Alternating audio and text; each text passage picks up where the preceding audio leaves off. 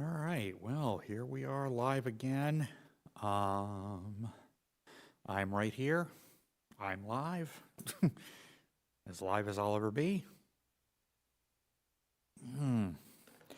And I figured before I tear everything down and get things set up for service tomorrow, I figured I would go ahead and get the Behringer Odyssey out of the way as far as doing a demo and a review. And this was kind of a last minute thing. I wasn't really thinking about it, and I'm kind of staring at my setup like I do, and I'm like, I haven't done the Odyssey yet. I've done the montage, I've done the Hydra, I've done the MX61. I might do another video on the MX61 with some additional features, but I've not done the Odyssey. So that's what this live stream is going to focus on today. We'll talk about what it is, some of the features of it, the playability, the build quality, you know, all the typical stuff that you would get into for a review, and I'll do some simple sound programming and a couple of little tips and tricks that I use on this. So first thing I'm going to do is we're going to get the camera over there.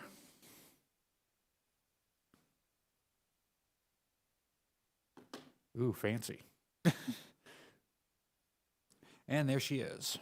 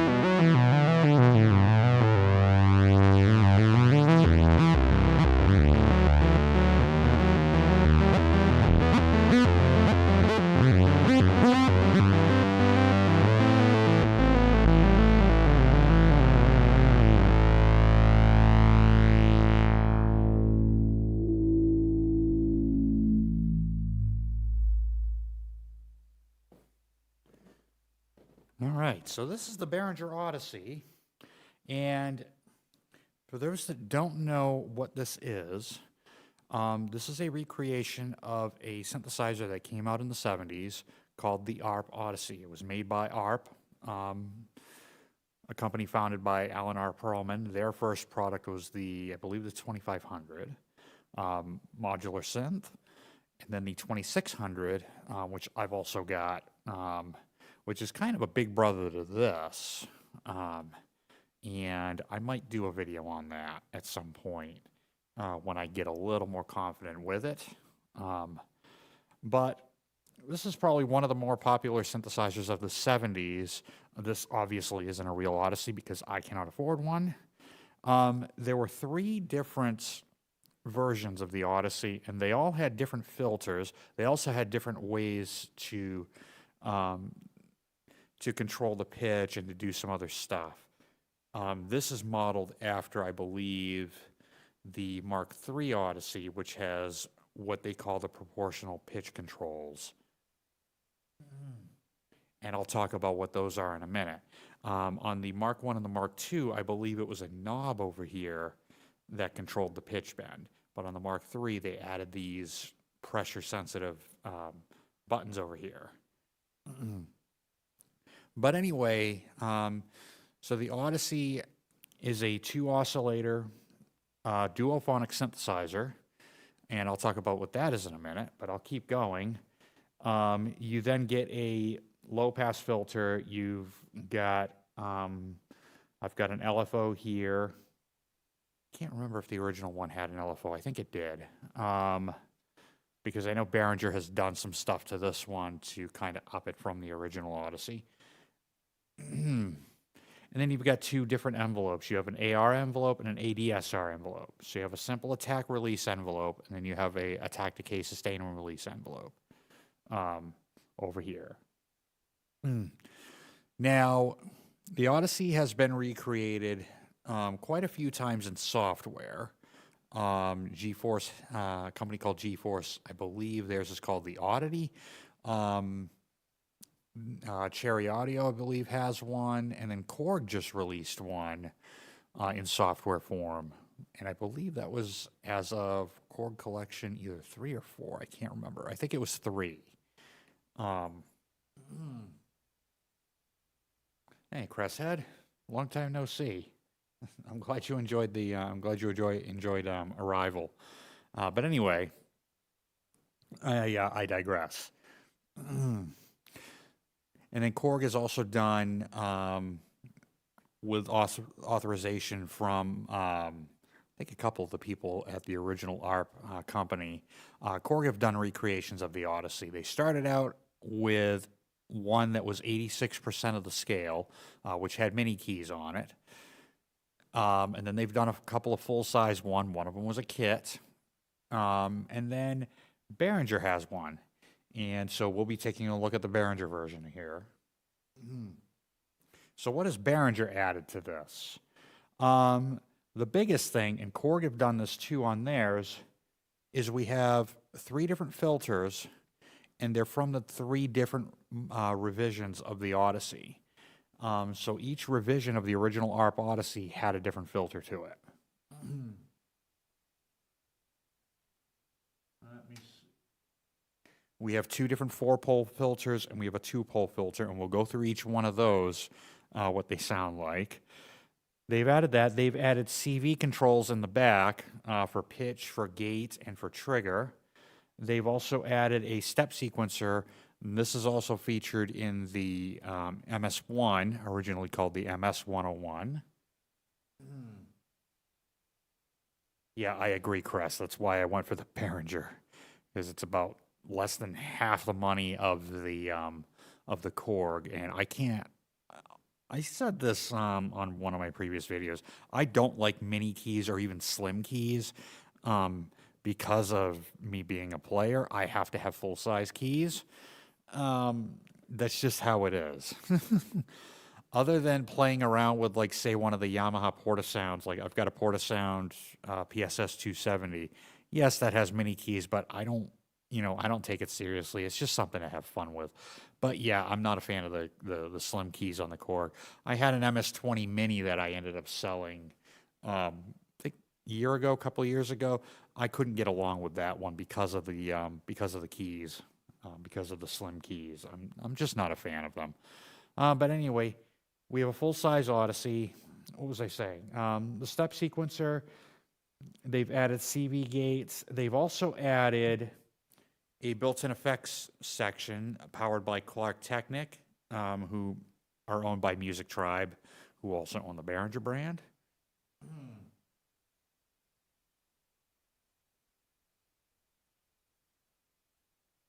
Yeah, it is. It's funny. When I first got this, I barely even used it.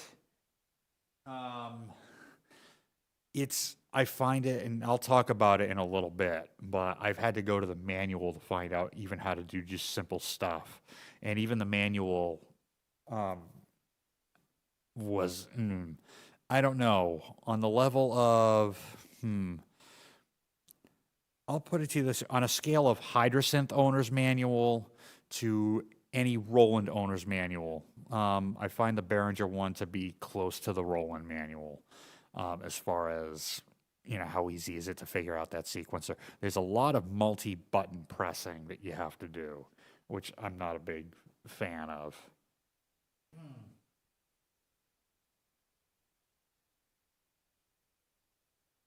Oh, nice. I don't know. I'd like to check the Crave out. Looks really cool. But anyway, so we heard a little bit of it, the Odyssey at the beginning, but let's talk about the build quality. The build quality here is rock solid. You've got metal construction all the way around. It weighs in at a hefty 22 pounds. Let's see. The sliders up and down, nice and smooth. There is a little bit of wiggle from left to right. You do want to be careful when transporting it. I actually snapped one of the sliders off of my 2600. It took a fall off of a music stand. And unfortunately, I won't be able to get it fixed. It probably would cost me less to get another 2600 than it would be to get that slider fixed or to even replace it.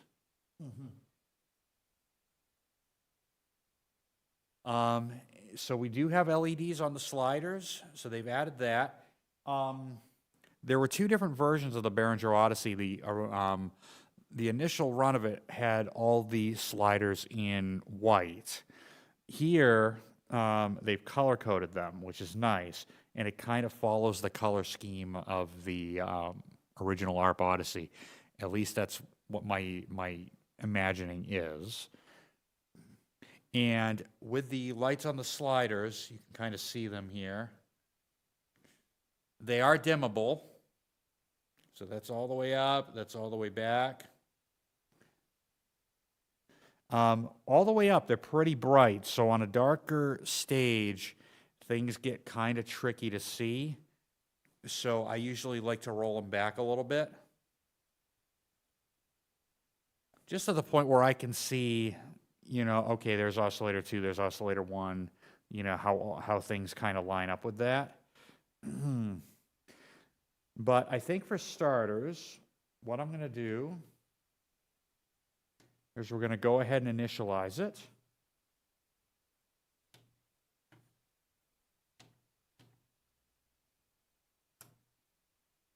And there we go.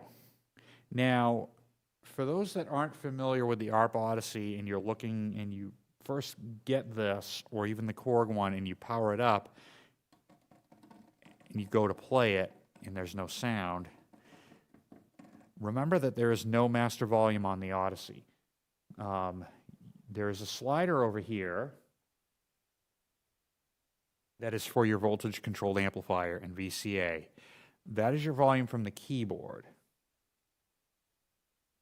We do have another slider above it, which is the VCA gain. And it basically will, if I turn up one of the oscillators,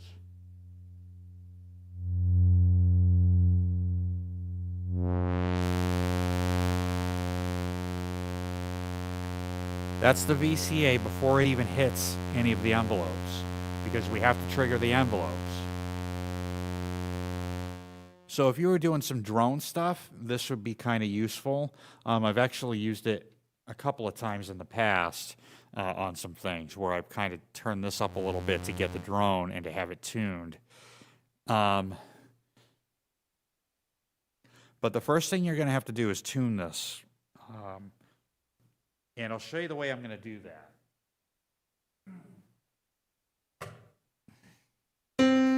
So I like to tune by ear.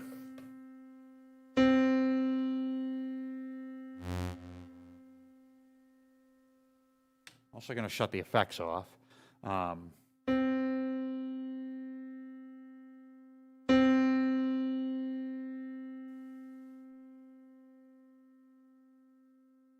right, so down here, I'm going to bring up Oscillator 1, which is this blue, the blue LED over here. And then I'm going to turn up the VCA gain. Like I said, this is before we hit any of the envelopes.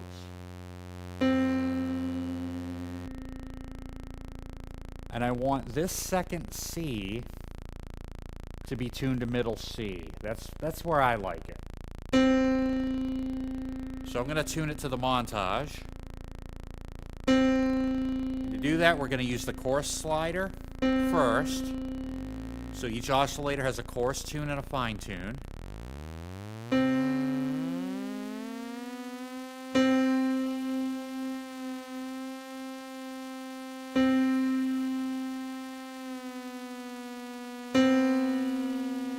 So I'm going to kind of get it in the ballpark, and I'm going to put the fine tune right in the center.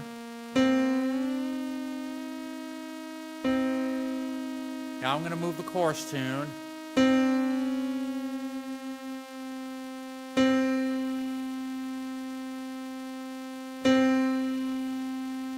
And now I'm pretty much dead on. So I tune by ear. You could plug it into a guitar tuner if you wanted to do it, if you wanted to tune that way. But now that I've got the first oscillator tuned, I can then tune the second one against it.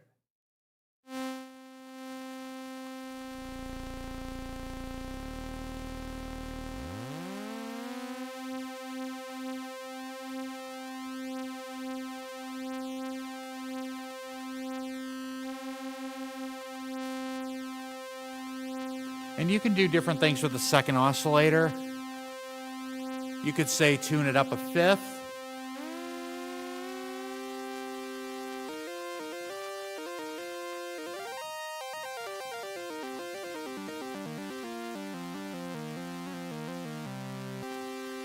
You could maybe tune it down an octave.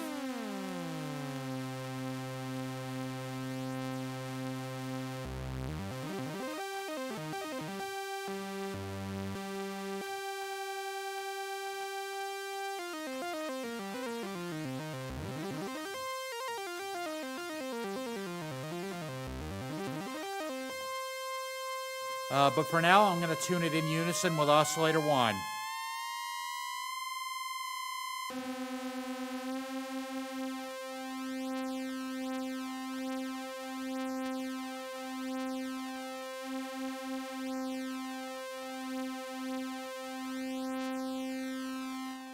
And there we go. And to thicken it up a little bit, you could use the fine-tune control on oscillator 2, and you can just detune it a little bit. It'll kind of start giving it a chorusing effect, which really kind of fattens up the sound very nicely, I might add. Now, in order to play the keyboard, I need to use this slider here, which is my VCA.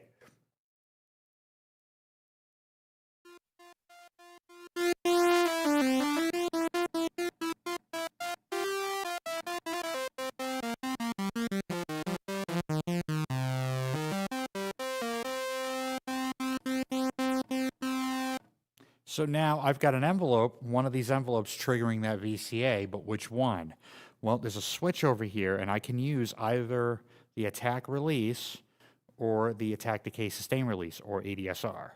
So I've got different options. I personally like to use the AR for the VCA, and then I like using the ADSR for the filter or for pitch, and I'll do some sound demonstrations with that in a little bit.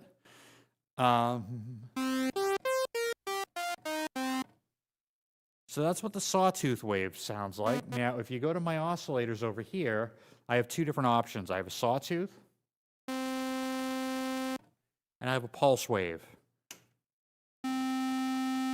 Right now it's a square wave.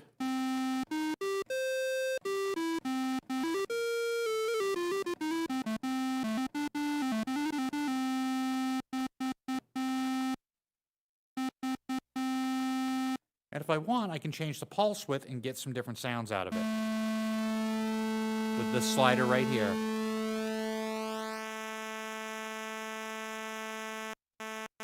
Now, I don't know if the original Odyssey went through 0, which basically means it doesn't give you anything as far as sound. But you've got enough variety there.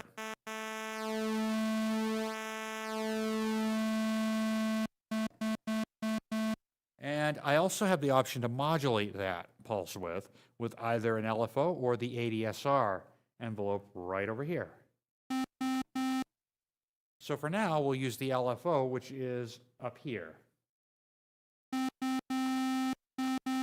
And it's preset to a sine wave, the LFO is, on this switch.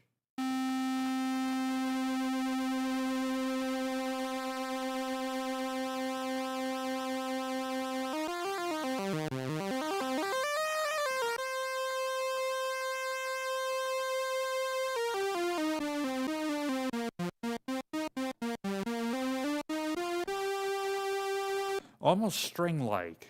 I like using pulse width for strings. Now, if I really want to get it to sound like a string section, I can take both the attack and release of the AR envelope, which is what's triggering the VCA.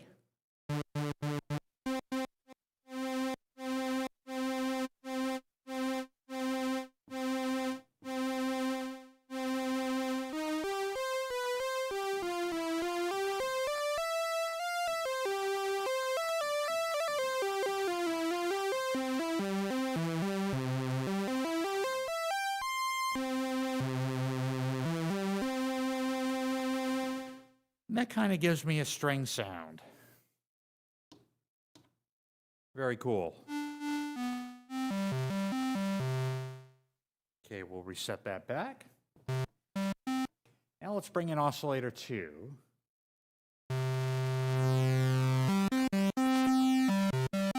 So now I got 2 square waves.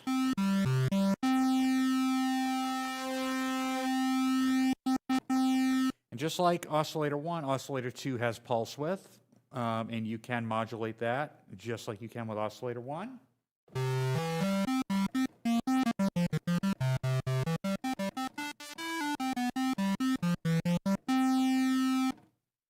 And there's other ways we can modulate the pitch of each oscillator, and I'll show you that right now. The first slider, you have the option of using the LFO as a square wave or as a sine wave.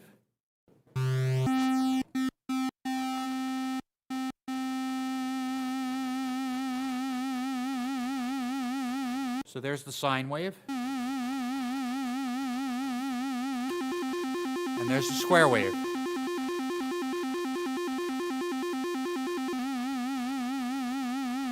And when you get done being chased by a Pac-Man ghost,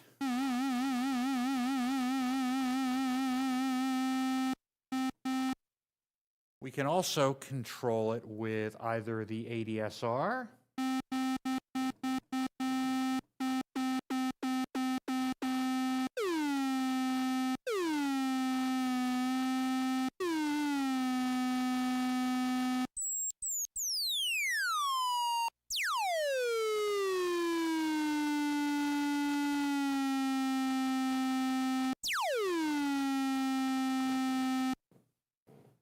or something called sample and hold.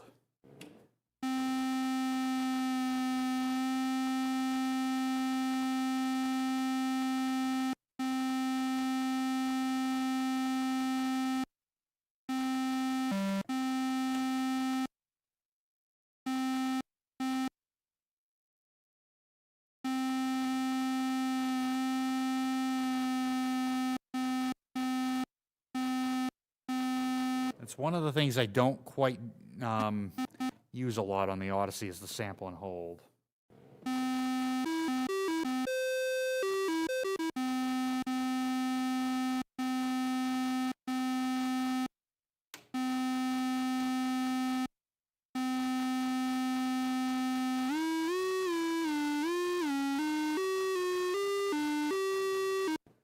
Oh yeah, it's over here.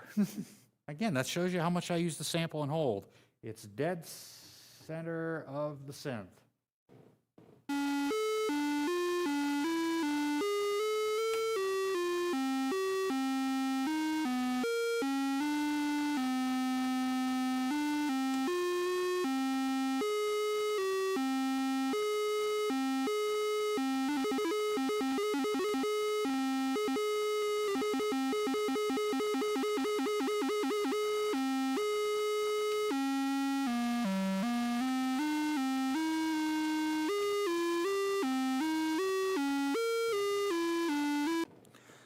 So more video game Atari 2600 kind of sounds.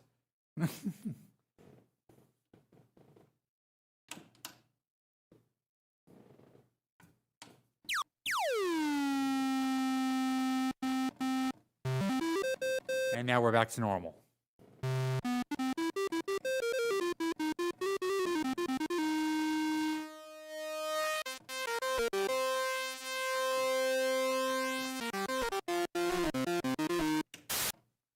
Also have a noise generator.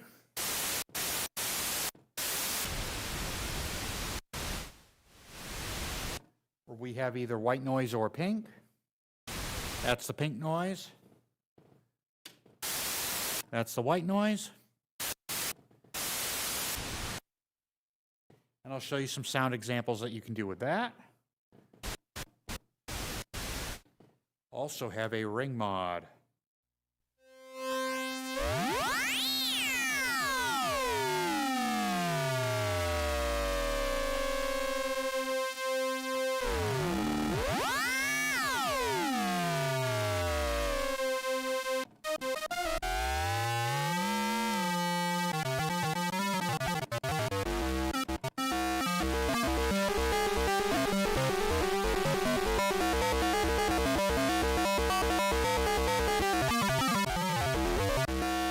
So you get some really nasty kind of sounds with that. All right.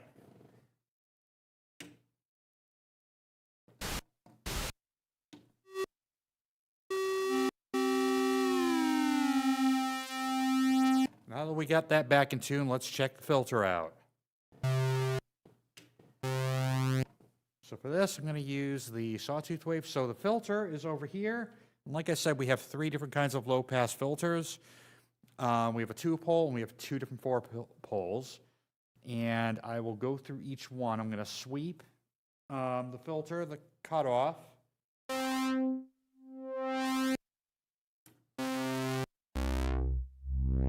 We'll use a bass note so you can really hear what's going on.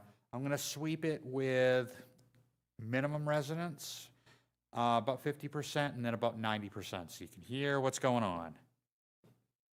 And then what the resonance does, for those that don't know, is it basically amplifies the peak of the filter cutoff.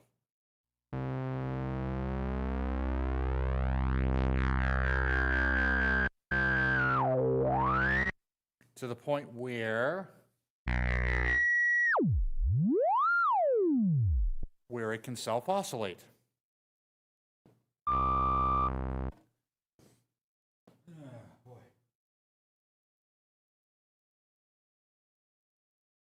Is there noise on the sound?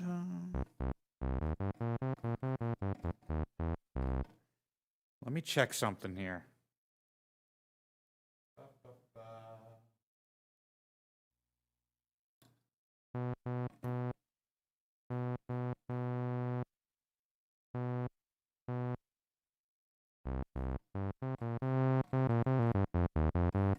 It shouldn't be bad. You're probably hearing background noise from the microphone too.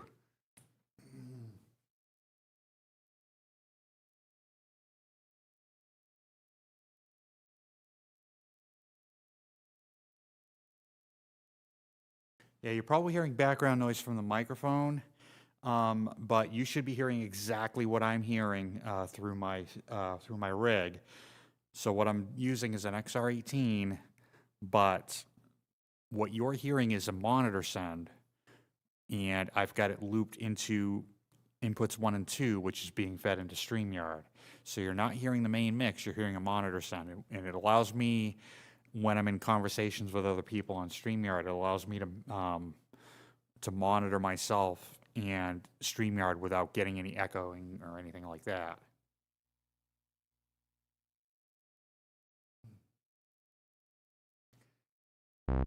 But that should be coming clear through. But anyway, so here's the 2-pole.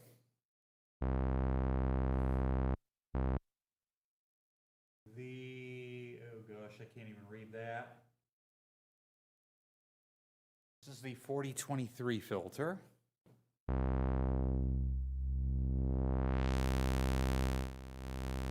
going to bring the volume down a little bit because once I crank this resonance up, resonance at 50%, 75%.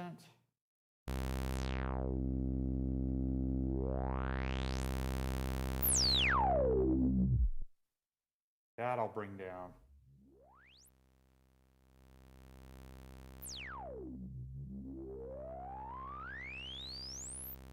Pretty aggressive filter.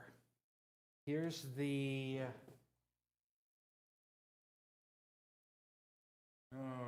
gosh, that print is so small. 4-pole 4035.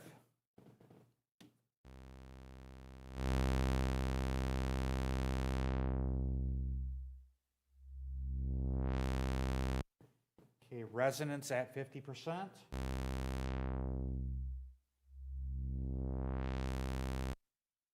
At 75%. And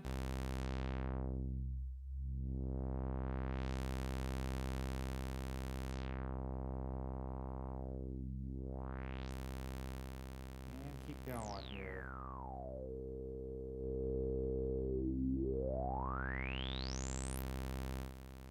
And full.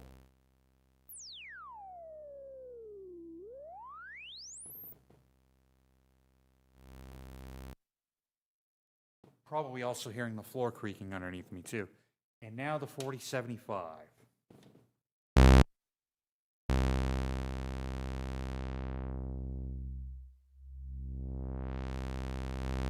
Okay, resonance at 50%. Yeah, see there, I can hear the resonance cutting through sooner than the other two filters. Okay, resonance at 75%.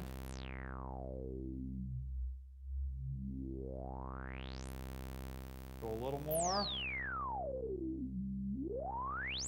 I'm not even at like maybe 85% and it's already starting to self-oscillate.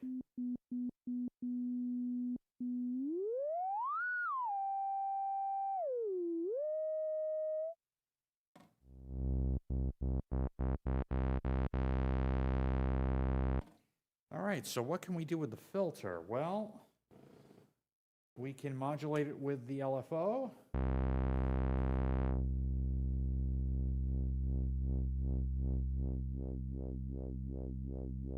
I'll stay on the 4075 filter.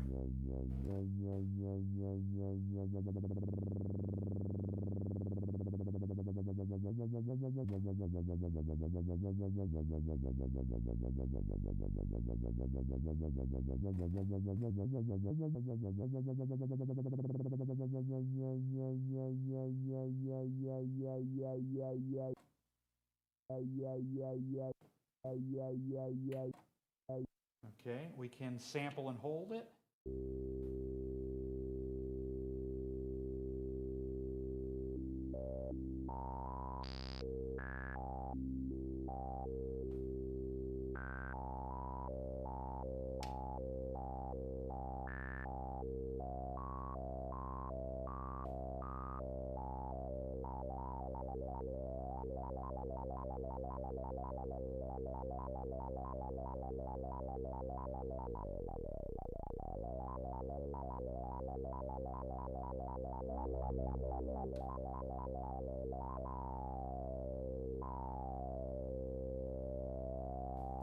You can even sample and hold it with the sawtooth from Oscillator 1.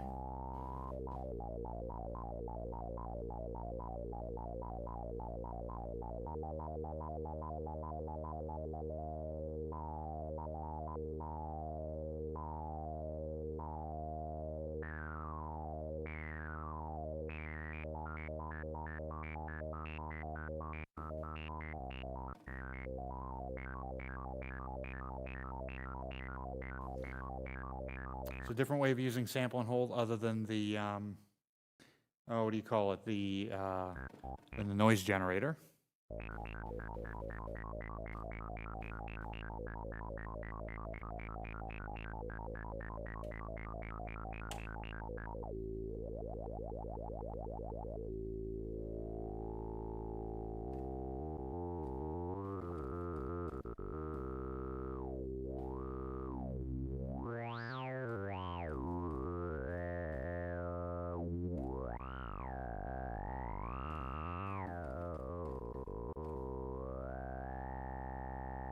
Can use the sample and hold mixer to modulate it.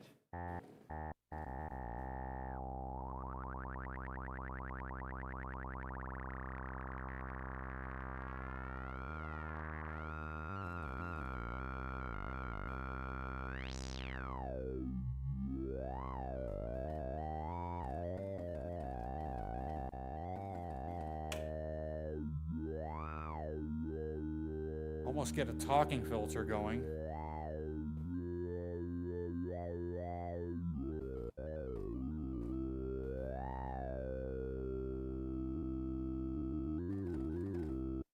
We can keyboard track the cutoff.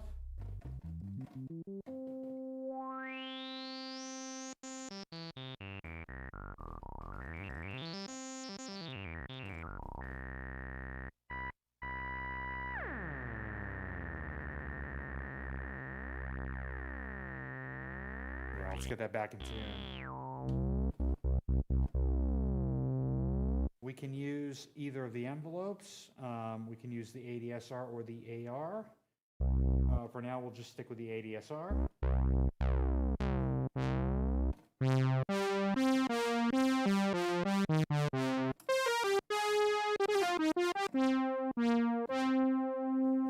And then we can kind of get some different sounds out of that.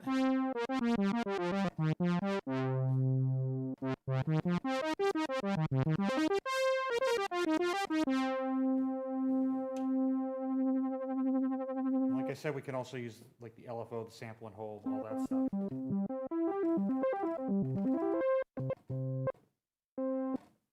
Okay, let's talk about the keyboard. So, like I said at the beginning, I believe this is a 2-oscillator duophonic synth, which means I can play 2 notes at the same time. What does that mean? Well, it means when I play 2 notes on this keyboard, I'm actually triggering each oscillator independently.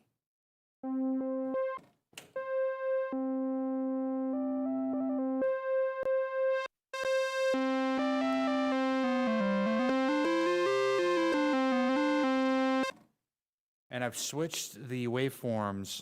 Oscillator 1 is a square, oscillator 2 is a sawtooth, so you can hear what's going on.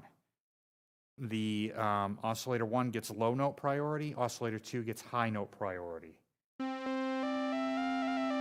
That's oscillator 2. That's oscillator 1.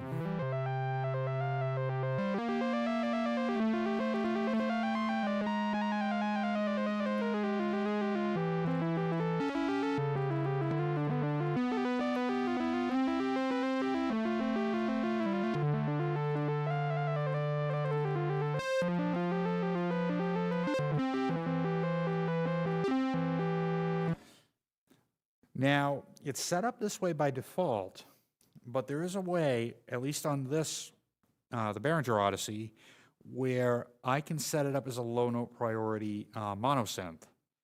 Now, how do I do that? Well, I'm going to jump a couple of the CVs in the back here. I'm going to jump the gate. No, not the gate. I'm going to jump the CV, and I'm going to jump the gates. If I remember right, I'm going to take a look here.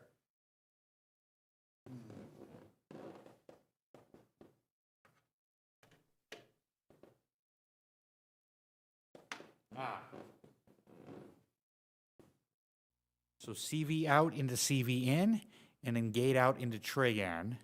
And that will basically take a duophonic synth, this one,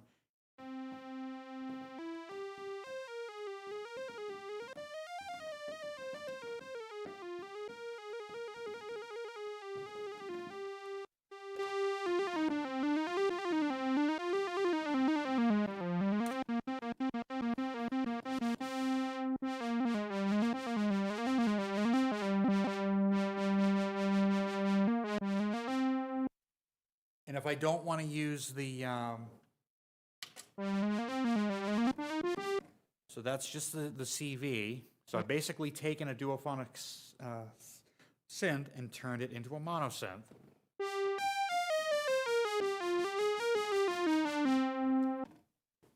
But it's a multi-trigger, which basically means the envelopes are going to trigger every time I press a new note.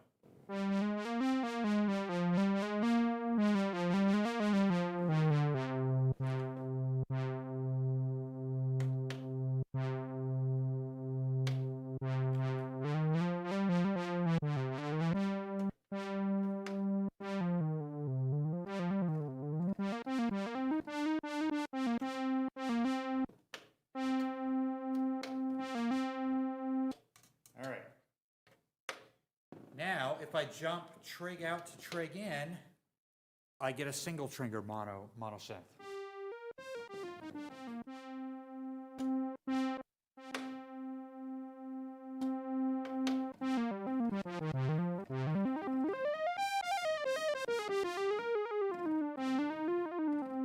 And it makes playing legato a lot easier.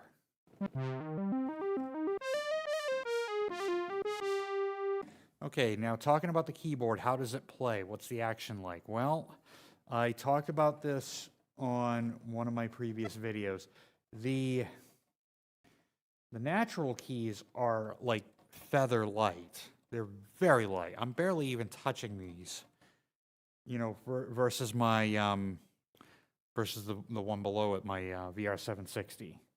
These are even lighter than that, and that VR760 has a light action. It's almost like the action's a little too light.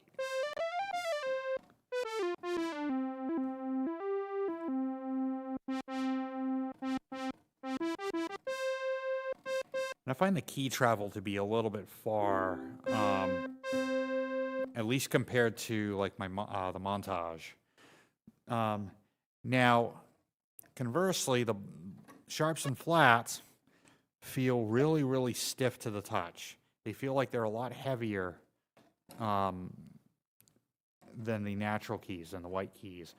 That's almost a negative for me, to the point where it would be nice if Behringer did a desktop version of this, and they did. It's called the 2600. But, you know, and there's, I mean, I can do stuff on the 2600 that I can do with this. I just have to patch stuff, you know. But this is almost, once I get playing and I don't think too much about the action, then I guess it doesn't bother me that much. But it would have been nice if Behringer worked a little bit on the action on the key bed on this to make it uniform between the black keys and the white keys so that it's nice and even. And it basically makes for more comfortable playing.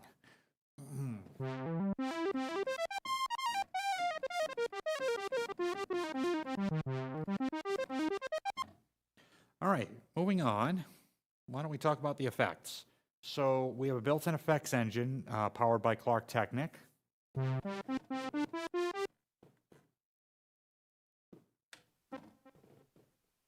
The problem is,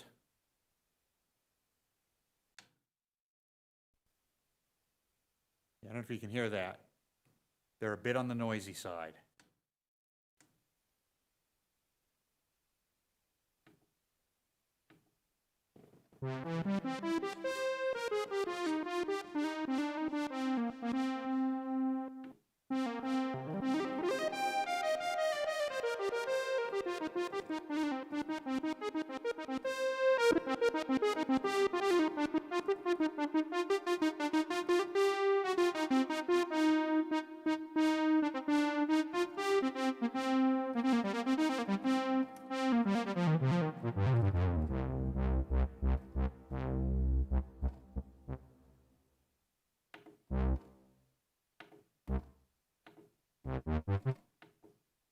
You got all different kinds of effects in here. You've got reverbs, you've got delays, you've got pitch shifting, you've got some detuning.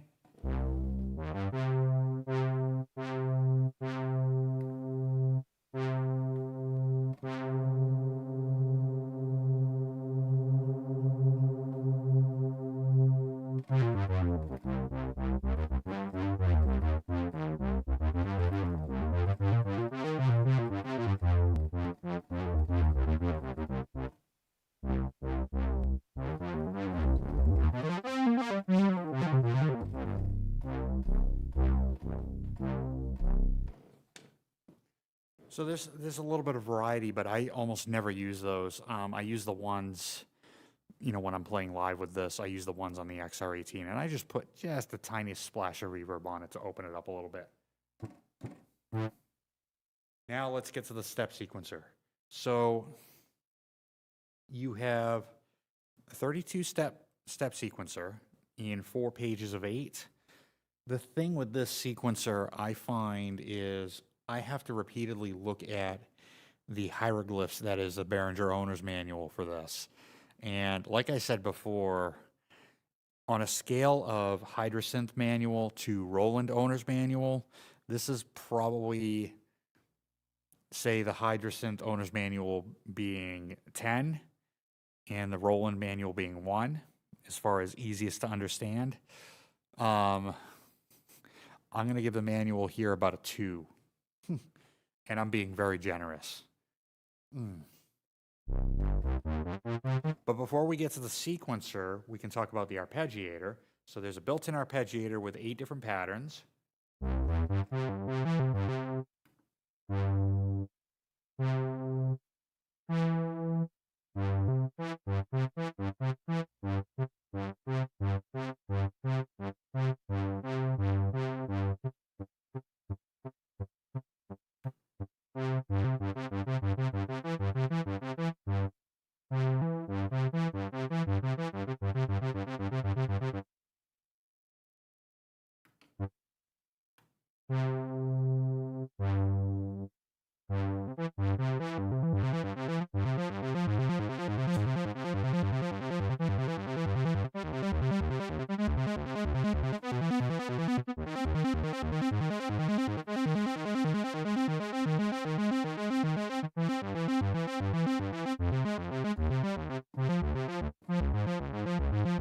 And then to change the different patterns, you just use the step buttons over here underneath the LEDs.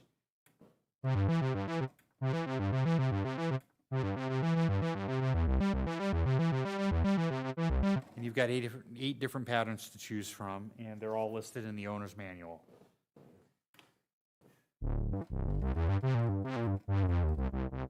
All right, now let's get to the elephant in the room, and that's the sequencer.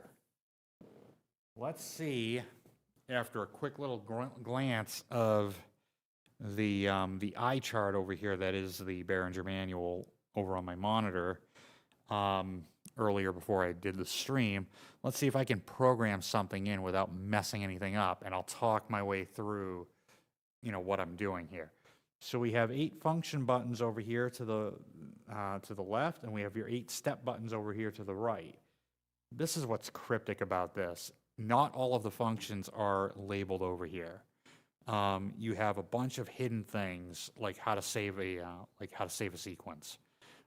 It's not the easiest thing in the world to do, and I think Behringer should have done their homework a little more on that.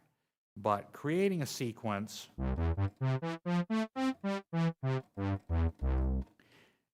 is, you can do it in 2 different methods. I'm not even going to try the step method at this point because of how much I use that sequencer. But I'll create something with the keyboard mode. And we'll stay in the bass register. We'll create a bass sequence here. So I'm going to go ahead and press the, I'm going to press play just to see what I have.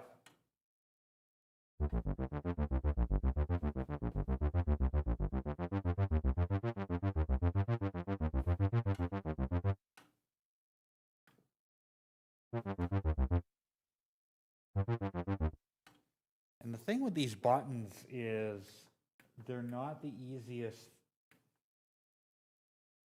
I find I have to put a little more pressure on these buttons to activate them.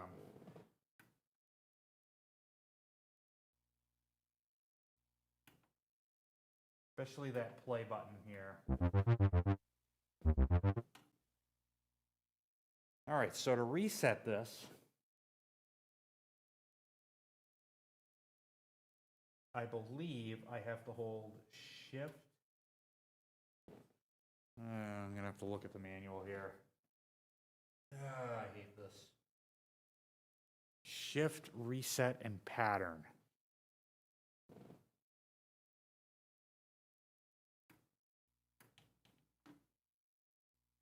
And now when I play it, okay, that's what I get. Yeah, I'm not a big fan of having a multi-button press like that, and it should have been even easier to figure that out than this. You've got plenty of room where you could have put a few more things over here, a few extra buttons if you really wanted to make this sequencer intuitive. It's not. All right. So now that I'm at a blank, we'll do a 16-step sequence.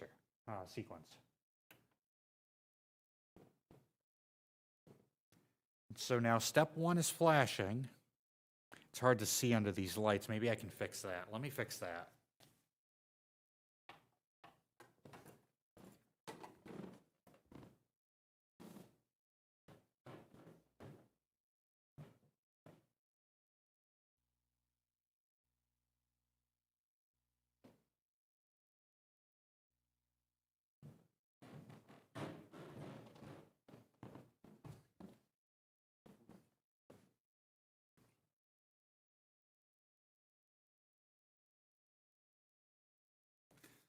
Yeah, that's a little better.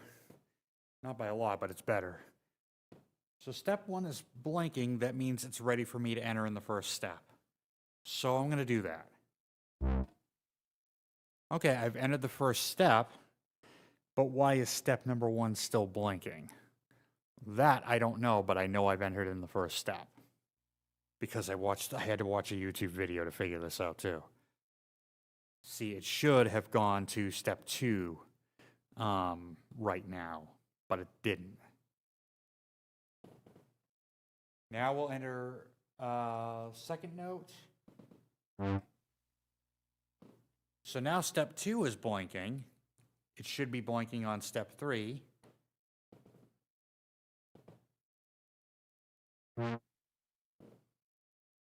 Okay, now I want to put a rest in. In order to do that, what I need to do is hit the rest button up here.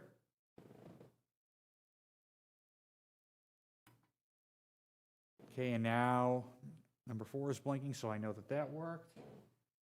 Bum, bum.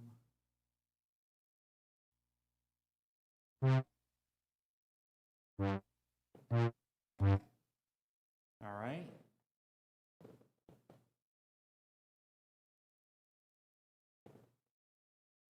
Now, let's see. Okay, now I'm on step 9. I should be on step 10, but 9 is blinking. I don't know.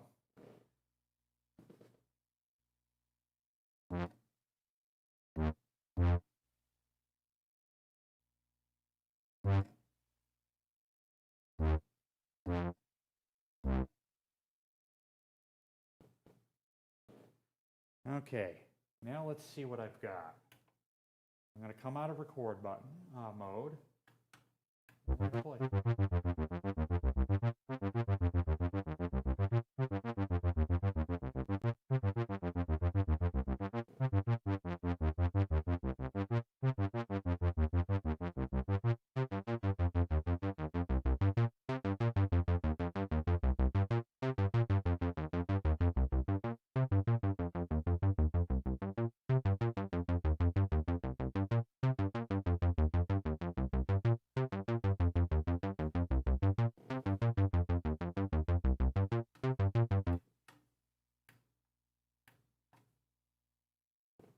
All right, what do I do now to get back to the page?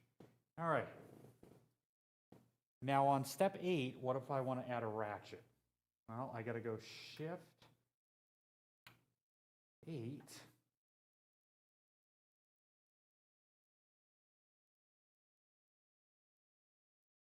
And now I can add a ratchet in.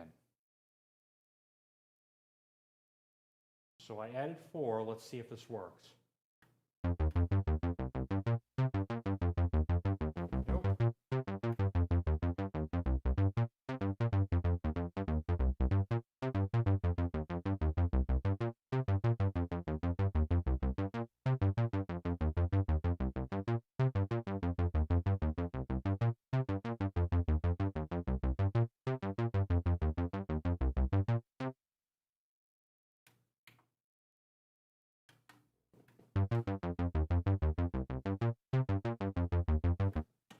Yeah, see, it didn't work. Wonder why.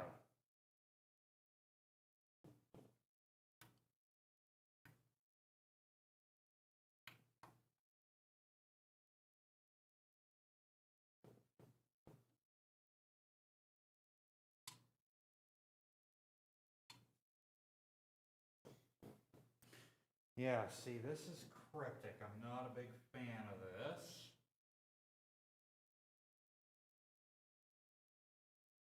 No, that's a gate length. But what about the ratchet? Oh, portamento fader. See, if they would have done,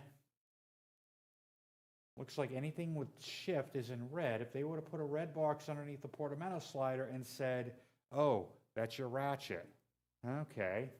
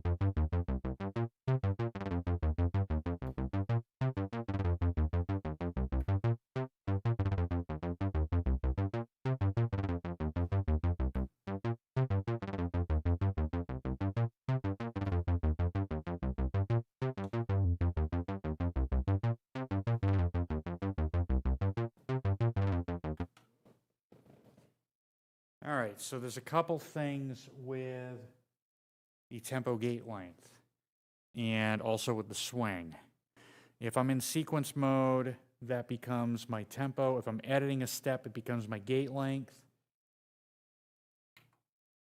And then if I'm in edit mode, the portamento becomes my ratchet. It would have been nice if Behringer made that clear. But they didn't.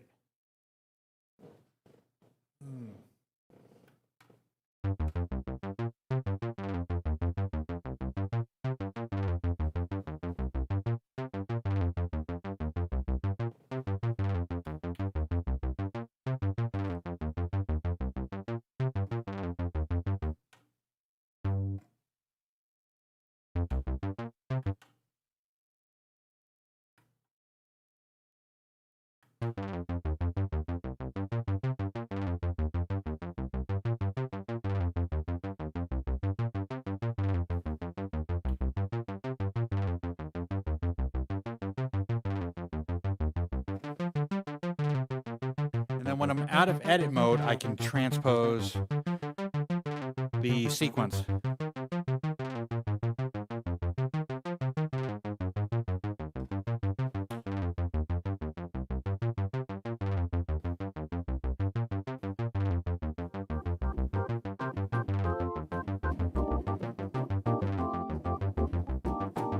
And if I want, I can come down to the VR 760 and just jam with it.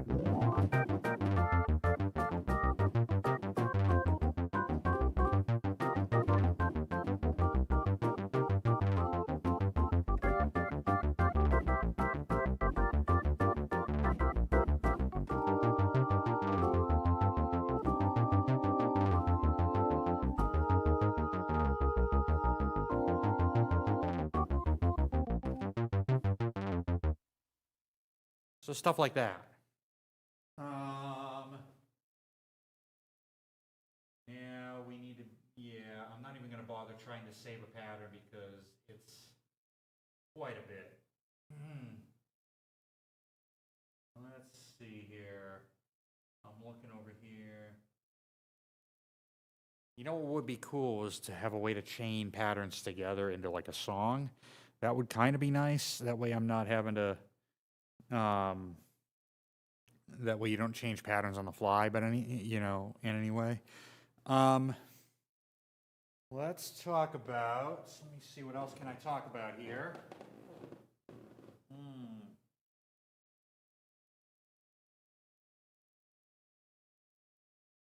Okay, so we can talk about what's on the back panel. I can't really show that to you because I don't have a camera set up there, but we have the dimmer for the LEDs, which you can see there. You then have MIDI in and out plus USB. You then have two, you've got a couple of pedal outs, which is nice. So let me look here.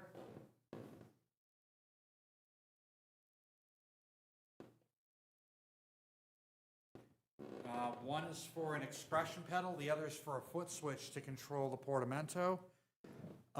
You then have a low impedance output as a 1/4 inch, and then you have a high impedance out as an XLR. We also have an external audio in, so I can basically feed audio into this guy. For example, I could probably feed, like, say, the Hydra in here and then process it through the filters. I've never actually done that.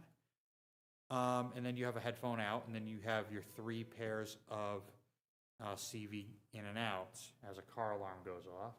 And then the headphone out has its own volume. So that's pretty much all there is to talk about the Odyssey. Let me go ahead and zoom my camera back out here. Ah, there I am. All right, so that is the Odyssey, and as you can see, it's a little darker because I turned off some of the lights over here. So, great sounding instrument, built like a tank, very flexible. Built-in effects, like I said, the effects are a little noisy. I wish they would have improved the, I wish they would have done their homework on the key bed, and I definitely wish they would have done their homework on making the step sequencer more intuitive and easier to use by adding some labels or even adding some buttons. Because to save this sequence requires a couple of shift, multi-button presses and a couple of weird combinations that honestly shouldn't even be needed. So there's definitely some drawbacks. If I was going to rate this on a scale of 1 to 5, I would probably give it maybe a 3.5. And the only reason I'm knocking it a 1.5 is because of the key bed and the sequencer. Everything and a little bit on the built-in effects. So I would give it a 3.5 out of 5. But it's a part of my live rig because it's nice to have an affordable mono synth that I can just quickly grab, some sounds off of. And speaking of that, that leads me to some sound design stuff. So I'm going to go back and zoom in on the Odyssey, and I'll show you a couple of sounds.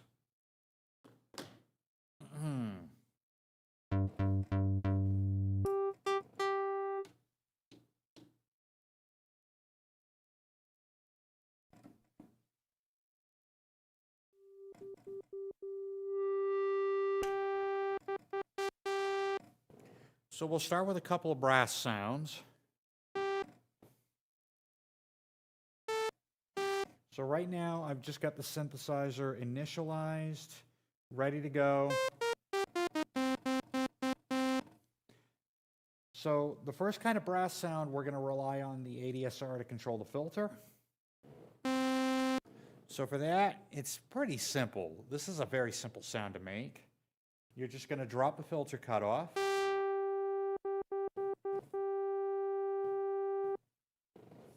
We're going to bring up the ADSR slider. Now you can hear it a little bit. I'm going to bring up the amp release just a little bit. So I'm going to bring that right the way up, and I'm going to drop the cutoff even more. Okay, we're going to start with a decay.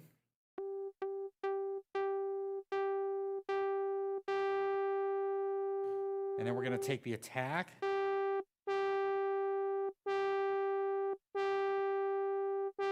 And the release.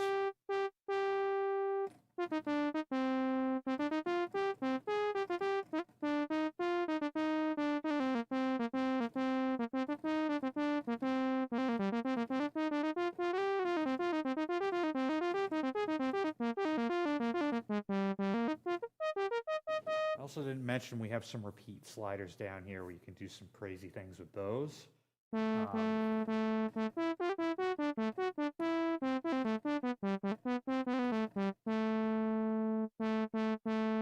add a little bit of LFO on the pitch.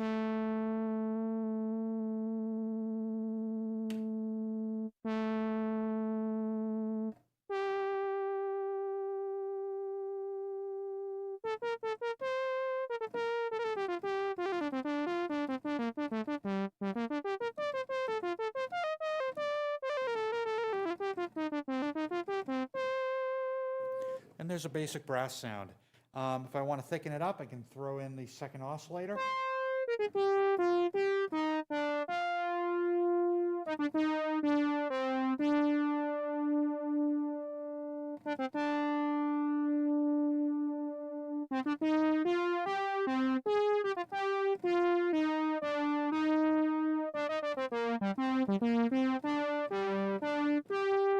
And I've just got the LFO applied to one of the oscillators to give it a more chorused effect. There's a couple ways to do that. You can do that, or you can just simply detune the second oscillator. All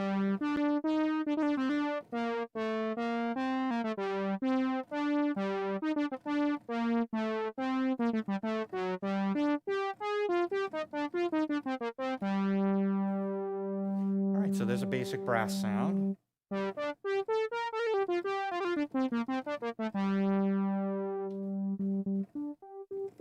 Now I'll show you another variation of it, where we're going to brighten the filter up a little. I'm going to shorten the release a little bit. I'm then going to modify the pitch of one of the oscillators with the ADSR, and I'll show you why in a minute. We're going to take one of the oscillators and we're going to blip it out of tune right at the attack of the sound. This is kind of going to give you a French horn sound.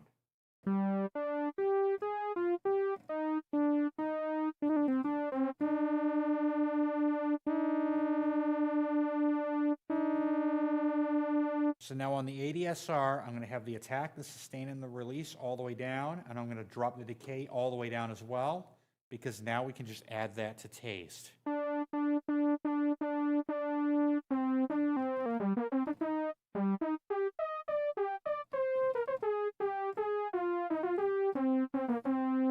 there we have it.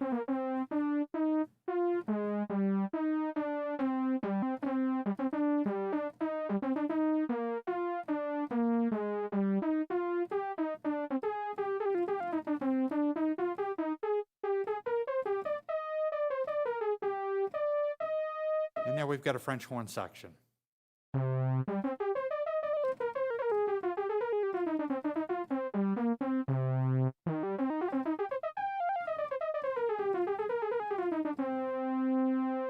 Okay, I did a string sound earlier when I demonstrated the pulse width on Oscillator 1. That's a very easy one to create.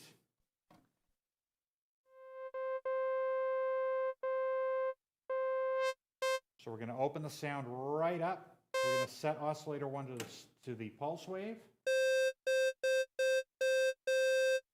We are then going to use the LFO to modulate the pulse width. And to do that, we just simply grab the pulse width slider over here.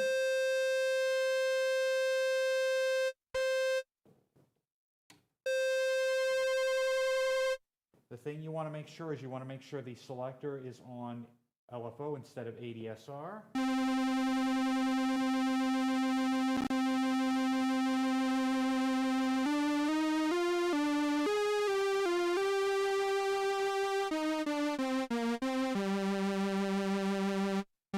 We're going to bring the width itself up a little bit to about halfway. And we're going to give it some attack and some release.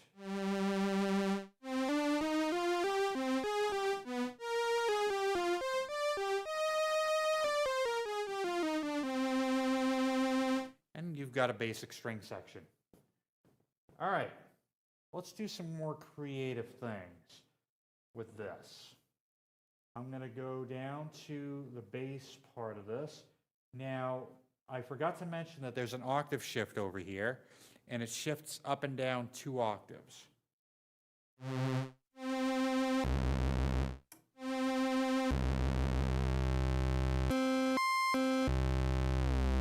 So you get a pretty big range of playing. You just have to get used to playing with it in real time.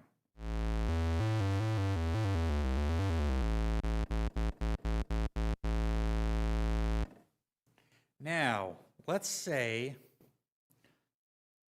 I want to drone one of the oscillators and be able to play over top of that. So there is a switch on oscillator 1 that puts it into low frequency mode, and it also turns the keyboard off.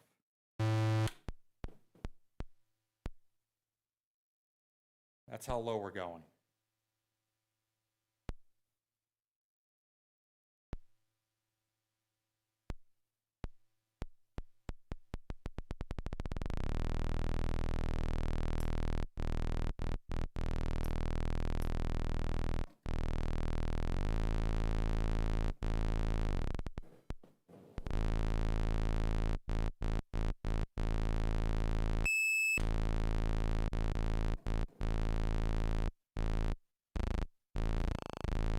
I don't think I'm going to be able to do it with this.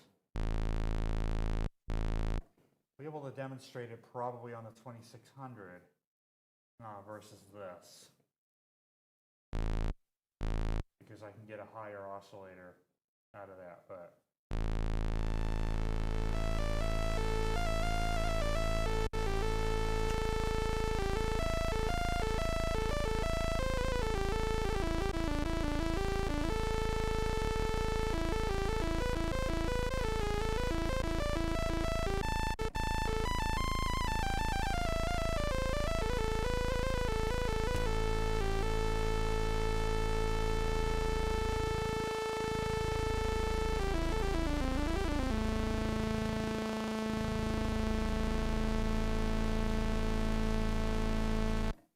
so you can do that kind of stuff with it. How about something with a noise generator? How about a wind sound? I'm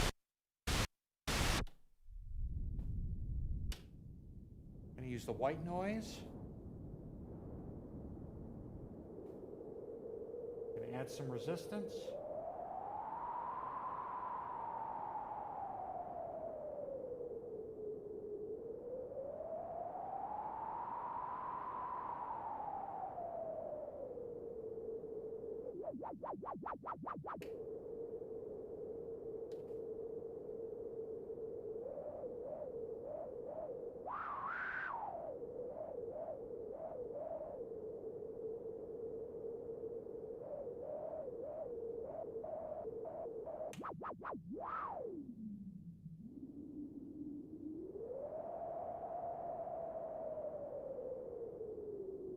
And we're going to trigger it with the LFO. If you really want it more realistic than this, it's best to use a sample and a hold with an extremely long lag time, because then it'll really sound, more real.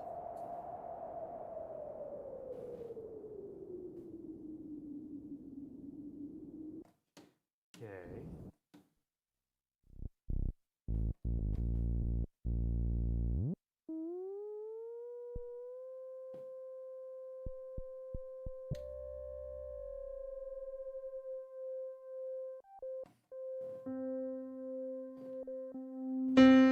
Wow. Pretty good.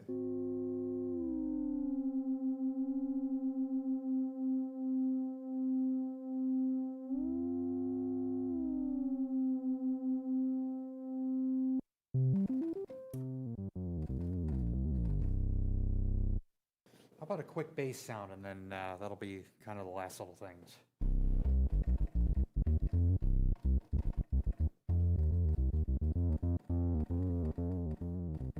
Let's give it some attack. Let's use the ADSR on the filter.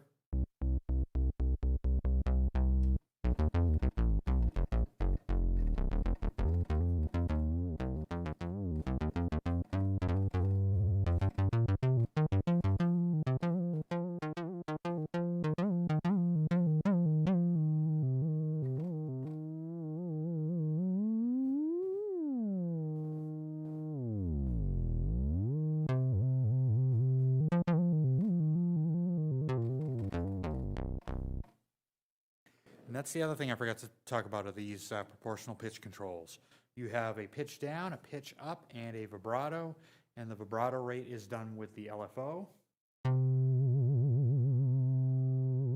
The thing with these is they are very, very hard to trigger. You've really got to put a lot of effort into getting these to do what you want with them.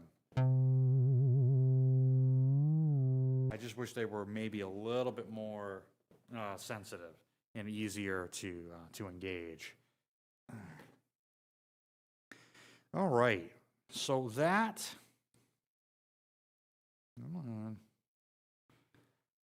is the Behringer Odyssey, and that is my review of it.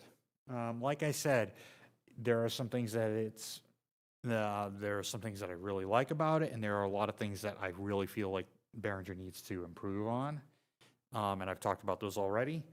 I'm gonna call that a stream for now. I do want to thank everybody for tuning in to this, and thank you everybody for that's gone over to Bandcamp to check out the new album Oasis. I did a stream on that yesterday. Talked a little bit about that. So if you liked this review as well as any of my other reviews, please hit the subscribe button and click the notification icon, and you will then be notified when I go live or when I release a new video. I don't have a set schedule because I do have a rather busy life right now, but you know, if things slow down, I might do more of these. Also, if you like any of my music, if you'd like to hear any of it, please go to my Bandcamp page and consider making a purchase, because it does support me being able to continue with the music. And I encourage you to support any artist that you're a fan of to go and purchase their music as well, because it really does help more than you can imagine. All right, so with that housekeeping out of the way, I'm going to say thank you for watching, and we will see you next time. Take care.